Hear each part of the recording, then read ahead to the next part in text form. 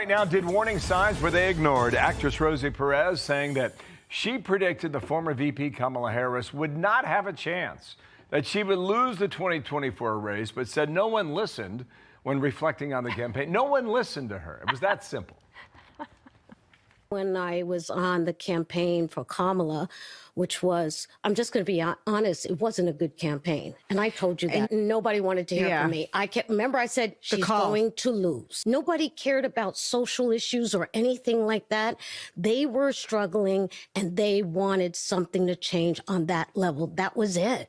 That was it. And it blew my mind that so many people were on the same page, regardless of party. All right, Kayleigh McEnany here to run this one up the tree. How you doing? Hey, Good morning. How are you? Everyone's a winner now, aren't they? Everyone knew it. Yes. I told you, you didn't listen to me. Yes, she said she's even gotten some apologies, so I suppose good for her. And she said that the thing she kept hearing from various people across the aisle was it's the economy, focus on the economy. So wise, sage, old political advice that held true. One thing she said that was interesting, though, is the Kamala case was very bad. And I heard that this weekend on Saturday in America when I interviewed Andrew Yang. And Andrew Yang said, I had said, Joe Biden, it's time to move aside, put Kamala here. And then all of a sudden he's blacklisted when Kamala's campaign gets up and running because he was too critical of Joe Biden.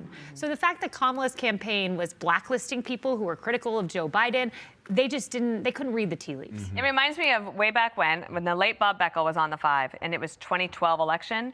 And on the Friday night before the election, Bob Beckel took me aside and he said, Dana, Romney is not going to win. And I was so mad at him. I was mad at him Friday, Saturday, Sunday, Monday. Tuesday, we're on set together in this room, in this studio. And I'll never forget, that race was called so early. Do you remember? And I said, Bob, I'm so embarrassed. And he goes, well, it's not as bad as losing 49 states. Don't worry about it. But a lot of people can pick up on things. And if you don't want to hear it, you can ignore it. And that was part of the thing. Kamala Harris also has this big reboot of Kamala HQ is now headquarters, which is getting some pushback. Here is not the answer for Democrats on MS Now, saying that the launch felt like another splashy consultant-serving, donor-driven project that sidesteps the real work the left needs to do to win back younger voters. This is interesting because I do think that a lot of this is consultant-driven. They're like, we got to keep justifying our existence, and they don't come up with anything new. Yeah, this is just pandering. I mean, you think you're going to get young people by naming something headquarters and putting the number 67 in there, which they've now removed. No, that's not going to work. They removed that? They removed it. And exactly. So I know a lot of people in the influencer community, the digital space on the Republican side, they have mastered this, how to use the internet. You have to know the algorithms. There's a science to it. And I'm sure the left has people like that. Maybe she has some people like that. But I could tell you that the people I know would say the first rule of this is we need a candidate that we can sell. We need a candidate that's authentic.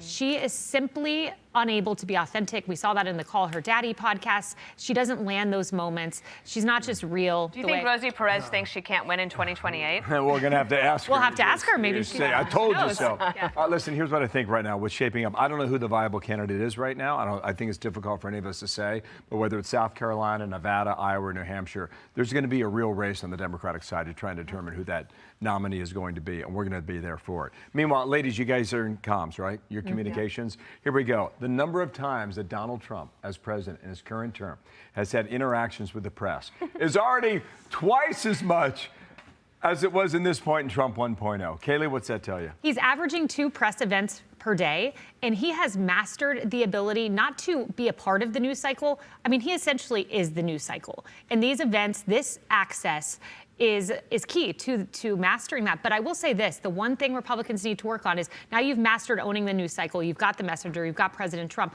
but how do you make the subject matter affordability? How do you make the subject matter Trump accounts? How do you master being the news cycle, but putting these front and center? Well, that also, though, depends on him helping them do that. Very true. Because, when you have 25 news stories a day coming from the White House, it's hard to focus. Very true. Right. Yes. All right. Great to see you. Thank you. Good to see you. And if you want any more, Perino on Politics is out. And this week I sat with Trey Gowdy, and it's available for download wherever you listen to podcasts. Click here to subscribe to the Fox News YouTube page to catch our hottest interviews and most compelling analysis.